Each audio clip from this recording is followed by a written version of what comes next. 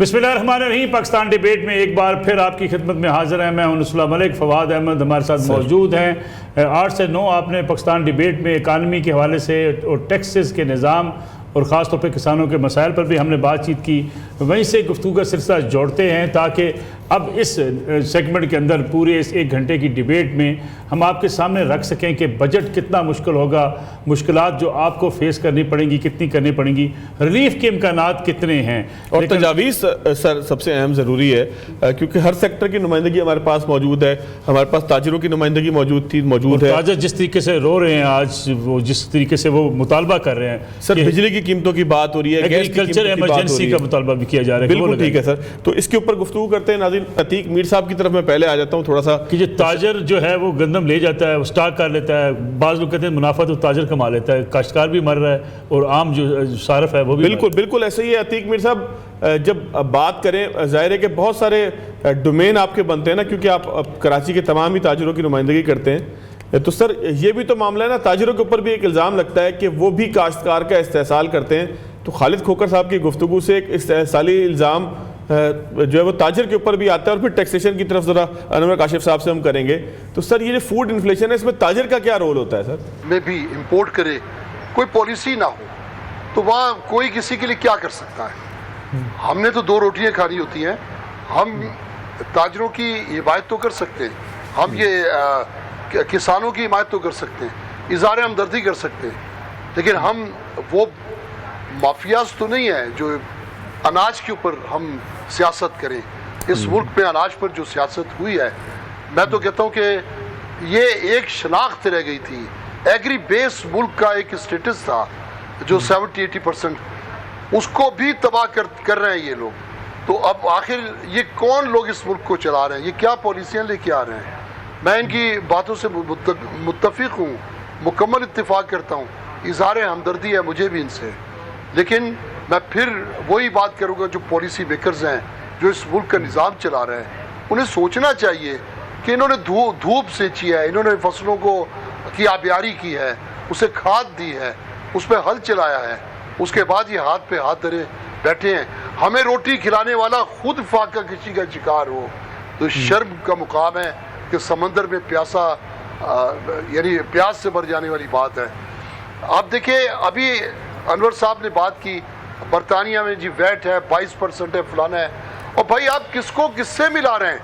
जहाँ GDP 0 है, वहाँ GDP 10 से ऊपर है, या इन्फ्लेशन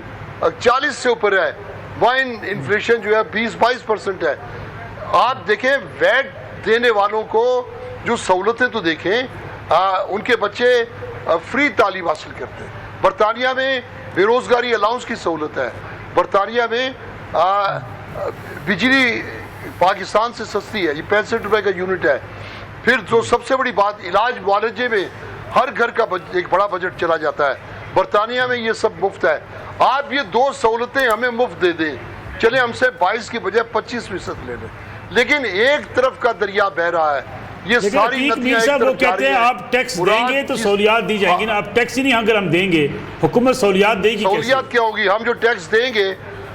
आप ही देखें ये कितना बड़ा, मैं आपको ये इस तरफ शायद कम लोगों की तवज्जो हो, कितना बड़ा अजाब है, कितनी हौलनाक बात है। हम जितना भी रिवेन्यू दे दें, जितने भी महसूलात इकट्ठे हों, उसकी एक ही मंजिल है, IMF के सूद की किस्त, जिसका इनाम हुकूमतों को कर्ज की सूरत में मिलता है। जब वो कर्ज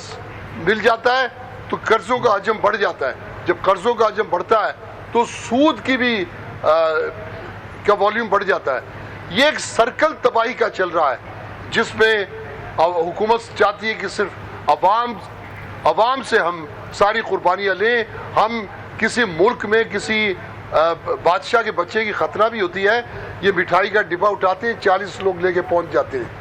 ये कितनी अय्याशियाँ, अपनी अय्याशियाँ कम करें। 2-2, 3-3 हज़ार यूनिट के मुफ्त सहूलतें बंद करें। ये पेट्रोल की मुफ्त जो सहूलतें, इसको बंद करें। आखिर हुक्मरान कब ये कुर्बानी देगा और वो ये अपने अमल से साबित करेगा कि मुल्क बहरान में है? ये जिस तरह अपने लिए बुरात उठाते हैं, आवाम को उसका 10% भी दे दे तो मैं समझता हूँ हर आदमी खुशी से टैक्स भी देगा, ہر آدمی حکومت کی حمایت بھی کرے گا اور ہر آدمی یہ بجلی چوری کے معاملہ دیکھیں ایک سرکل میں پھنس گیا لوگ 60-65 روپے یونٹ ہے پوری بستی کنڈے لگاتی ہے وہ کیا کریں بجلی چاہیے انہیں اب 12-15 گھنٹے کی پھر لوڈ شیڈنگ کی جاتی ہے مارکیٹیں اس وقت دیکھیں سکوت کی حالت ہے جمود تاری ہے کساد بازاری ہے مندی ہے ہولناک چہرے ہیں مارکیٹوں میں راتوں کے جگت ہے کہ جی وہ بجلی نہیں تھی تو راتوں سے جاگے ہوئے ہیں تو یہ سلسلہ ایک طرف نہیں ہونا چاہیے اس کے لیے اتنی بڑی کابینہ اتنے سارے اوباش عیاش یہ ہاتھی پالنے کی ضرورت کیا ہے ویسے عتیق میر صاحب لوگوں نے بھی یہ ایک ضمنی سوال ہے کراچی کی اس وقت جو مارکیٹس ہیں اس میں لوڈ شیڈنگ کی کیا صورتحال ہے کیونکہ ملک کے دیگر علاقوں میں تو اطلاعات ہے لیکن کراچی میں میرا خیال ہے کہ نسبتاً بہتر نہیں ہے 8-10 گھنٹے لوڈ شیڈنگ ہے اس وقت بھی میں آپ کے پروگرام میں بیٹھا ہوں میری مارکیٹ کی 150 میں سے 100 سے زیادہ دکانیں اندھیرے میں ہیں یہ میں لائٹیں جلا کے آپ سے بات کر رہا ہوں آپ کے کیمرہ مین تو یہ جب لائٹ نہیں ہوتی اور گھر پارا پھر جو ٹیمپریچر ہے وہ 40 سے تجاوز کر جائے اور پھر پانی بھی نہیں ہے شہر کے اندر تو کیا صورتحال ہوگی لوگ گھروں سے نہیں نکلتے آج میں ایسے دکاندار ہر مارکیٹ میں بتا سکتا ہوں جنہوں نے ایک ہفتہ ایک پیسے کی سیل نہیں کی ان کے چہروں پہ اس وقت ہوائیاں اڑ رہی ہیں ہر آدمی دیکھیں ہر کوئی کو اتنا پختہ ایمان کا نہیں ہوتا لوگ پریشان ہیں کہ کیا ہوگا ہمارے فیوچر کا تو ایسے میں میں سمجھتا ہوں کہ کوئی بھی پالیسی حکومت کی کامیاب نہیں ہو سکتی بلکہ ایکسیپٹ نہیں ہو سکتی جیب میں اپنے لیے کچھ ہوتا ہے تو آدمی اس میں سے ٹیکس دیتا ہے باقی انڈائریکٹ ٹیکسز میں نے آپ سے بات کی ہے کہ انڈائریکٹ ٹیکسز نے تو ہمارا خون تک نچوڑ لیا ہے باقی ڈائریکٹ ٹیکسز ہے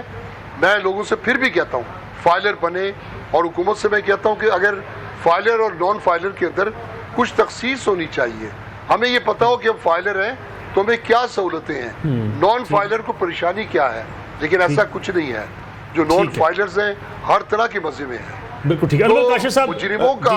کے لیے ہر طرح کی پناہ ہے عتیق میر صاحب سے ذرا بجٹ کی تجاویز میں واپس آتا ہوں سر ہم پروگرام میں تھوڑا سا آگے کی طرف جانا ہے ہم نے مزید ابھی کچھ چیزیں عتیق میر صاحب سے میں کہتا ہوں انور کاشف صاحب سے اس پہ شکریہ ادا کرنا ہے میں نے عتیق میر صاحب کا تو اس سے پہلے میں چاہا تھا کہ بجٹ کے اوپر اگر تھوڑا سا ان سے گفتگو کر لیں میر صاحب چونکہ ہم پروگرام کا تھوڑا سا فارمیٹ اس طرح کا ہے کہ ہم ڈیبیٹ میں مختلف لوگ شامل ہوتے آتے ہیں تو آپ سے شکریہ ادا کریں گے لیکن ایک آخری جو ہے وہ سوال کا اگر آپ کمنٹ کرتے جائیں سر بجٹ میں کراچی کے تاجروں کو جو ملک کا صنعتی انجن ہے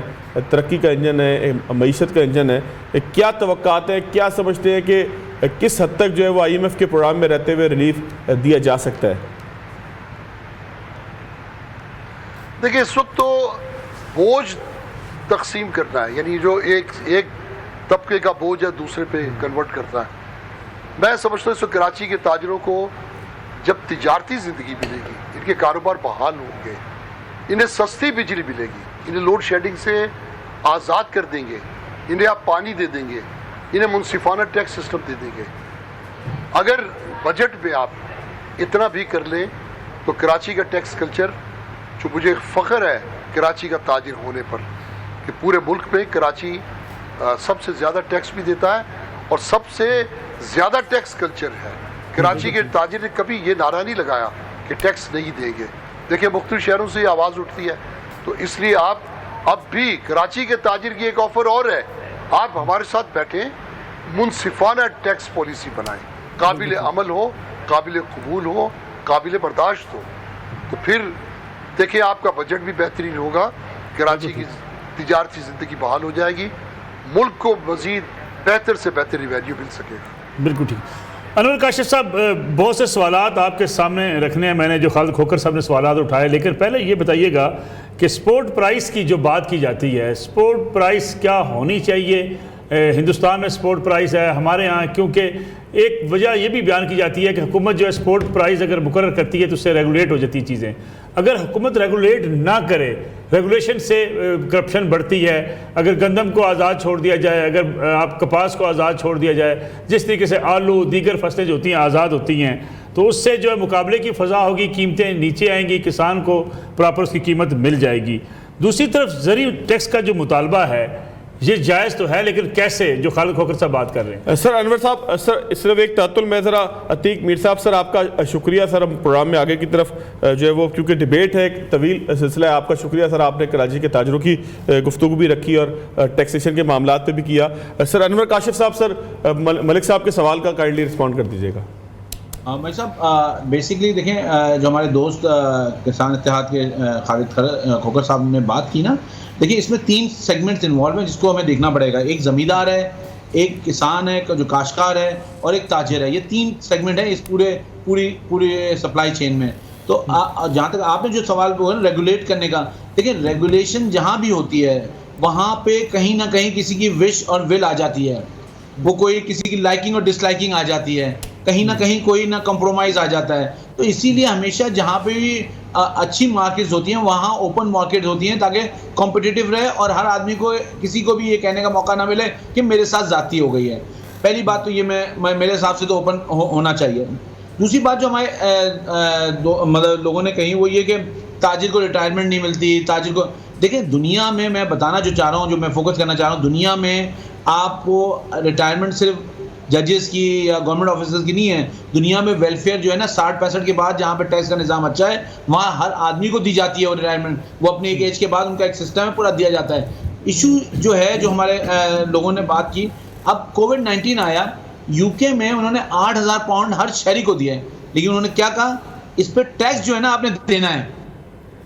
آپ کو ہم اس وقت آپ پرابلم میں ہیں، ہم آپ کو یہ دینا ہے، ٹیکس دینا ہے۔ لیکن ٹیکس پہ کمپرومائز نہیں ہو سکتا۔ اگر آپ ٹیکس نہیں دیں گے، ابھی بات کی ہمارے بزرگ عتیق میر صاحب نے، انہوں نے کہا کہ آئی ایم ایف کے پاس ہم کیوں جاتے ہیں؟ ہم اس لیے کہ ہم ٹیکس نظام کو صحیح طور پہ وضع نہیں کر سکے، لگا نہیں سکے۔ اب ان کو پرابلم جو مسائل ہیں ان کے کہ بجلی نہیں ہے، کاروبار نہیں ہے، میں آپ سے کہتا ہوں آپ ایک سروے کریں اور ان تاجروں کو، جن تاجروں جو کراچی میں رہتے ہیں اور جو کراچی سے باہر رہتے ہیں جو پاکستان میں، ان کی سروے کر کے ان کی اپنی پرسنل لائف دیکھیں گے وہاں پہ کیا ان کے پاس ایسا لگتا ہے کہ آپ کو کاروبار نہیں ہے؟ ایسا نہیں ہے سر، یہ ایسا نہیں ہے۔ دیکھیں ہمیں اس وقت پاکستان جو ہے نا اس وقت ایٹ دا ورج آف کولیپس ہے۔ اللہ نہ کرے ہم، میرے منہ میں خاک، لیکن ہمیں یہ بات اگر آج ہم نہیں سمجھیں گے، یہ سچ ہم نہیں بولیں گے کہ ہمیں جب تک دیکھیں یہ سائیکل پوری نہیں ہوگی۔ آپ بالکل سوال کریں ان سے جو 1 کلو مٹھائی لے کے 40 لوگ لے کے جاتے ہیں، لیکن آپ سوال کیوں نہیں کرتے؟ اس لیے کہ آپ ٹیکس نہیں دیتے۔ جیسے آپ نے فرمایا کہ سیلری والا جو ہے پورا ٹیکس دیتا ہے، وہ بھی وہی چیز وہاں خرید رہا ہوتا ہے، تو وہ بھی تو اس سوسائٹی کا حصہ ہے نا، وہ لوگ بھی، وہ بھی اپنے مینز میں گزارا کر رہے ہوتے ہیں، بیکاز امپلائر ان کی پیمنٹ دینے سے پہلے ٹیکس کاٹ لیتا ہے ان کا۔ تو یہ جو پاکستان کو سبسڈی، ریبیٹ، یہ سے آگے نکلنا ہوگا۔ دیکھیں آپ اس میں کم ٹیکس لگائیں، آپ ریڈیوس ٹیکس لگائیں، کوئی بات نہیں، لیکن فری کوئی بزنس نہیں چلتا۔ اب آپ ایکسپورٹ دیکھ لیں پاکستان کی، اتنے سالوں سے یہ ہے کہ پاکستان کی جو ہے ایکسپورٹ جو ہے اس پہ ٹیکس نہیں لگے، اس کو بہت زیادہ انسینٹیوائز کریں آپ، اور انسینٹیوائز، اب آپ کے پڑوسی ملک جو ہیں ہم ان کی ریس میں بھی نہیں ہیں۔ عبدالقیوم صلاحی صاحب بھی ہمیں جوائن کر چکے ہیں۔ عابد صاحب بہت شکریہ آپ کا ڈیبیٹ میں جو ہے وقت دینے کے لیے، آپ ہمیشہ مہربانی فرماتے ہیں، اس نیشنل ڈیبیٹ میں ضرور شریک ہوتے ہیں۔ انور کاشف صاحب، جو بات ابھی خالد کھوکھر صاحب نے کی تھی کہ اگر ہمارے ہمسائے ملک میں جو 800 روپے کی یوریا اگر ملے اور ہمارے یہاں 5,000 روپے کی، تو آپ کی کاسٹ تو بڑھ جائے گی نا، پھر تاجر اس کو میچ کیسے کر پائے گا اپنی ان پٹ مہنگی لے کے، اپنی فصل کو سستا بیچ کے؟ دیکھیں ایشو یہ جو بات ہو رہی ہے اس پہ مجھے کوئی اعتراض نہیں ہے کہ یہ جو بات کہہ رہے ہیں کہ وہاں پہ 800 روپے، ایک تو ہمارا ڈالر کنورژن ریٹ جو ہے نا وہ ہمیں مار رہا ہے، وہ ہٹ کر رہا ہے، انٹرسٹ ریٹ ہمیں ہٹ کر رہا ہے، وہ باتیں اپنی جگہ ہیں، لیکن میں کہہ رہا ہوں کہ آج سے 5 سال پہلے، 10 سال پہلے حالات صحیح تھے، اس پر بھی ٹیکس ایکسچیکر کو پیسے نہیں مل رہے تھے۔ میرا پوائنٹ یہ ہے کہ وہ چیزیں اپنی جگہ ہیں، لیکن سسٹم آف ٹیکسیشن جو ہے نا وہ اپنی جگہ، اس کو لینا چاہیے، پیسہ جو ہے ٹرکل ڈاؤن کرے ایکسچیکر میں۔ اب ہم بات کر رہے ہیں کہ ایگریکلچر پہ ٹیکس نہیں ہے، ہر پروونس میں ایگریکلچر انکم ٹیکس ہے، ہر پروونس میں ہے، لیکن وہ پراپرلی ڈاکومنٹ نہیں ہے، ان کو پتہ ہی نہیں ہے کتنی زمینیں ہیں جس میں کلٹیویشن ہوتی ہے، کتنی زمینیں جہاں پہ کلٹیویشن نہیں ہوتی، ان کو پر انڈیکس پروڈکشن پہ ٹیکس لگانا چاہیے، انہوں نے ایک انکم کا ایک سلیب دے دیا، اس پہ ٹیکس لگتا ہے۔ اب یہ ایسی چیزیں ہیں جو آپ خاص طور پہ چھوڑ دیتے ہیں کیونکہ آپ کو انٹرسٹ نہیں ہے کہ ٹیکس آئے گا تو کوئی فرق، آپ کہتے ہیں ہمیں حکومت چلانی ہے، ہم آئی ایم ایف کے پاس چلے جائیں گے، ہمیں حکومت چلانی ہے، ہم چائنا کے پاس چلے جائیں گے۔ ہماری ایک وہ جو اندر کی اپنی ایک ہوتی ہے نا کہ عزت نفس، وہ ختم ہو گئی ہے۔ ہم جو ہیں وہ ہم اپنے گھر میں قرضہ لے کے اگر گزارا کرنا پسند کرنے لگے ہیں تو اس کے علاوہ ہمارے پاس کوئی اور چوائس ہی نہیں رہ گئی ہے. بیکاز میں آپ ہر آدمی کہتا ہے مجھ سے ٹیکس نہیں لو، دوسرے سے بات کرو. بالکل. یا پاکستان ڈیبیٹ میں ایک بریک کا وقت ہوا، کمرشل بریک سے واپس آئیں گے اور پاکستان ڈیبیٹ میں گفتگو کا سلسلہ جاری رہے گا.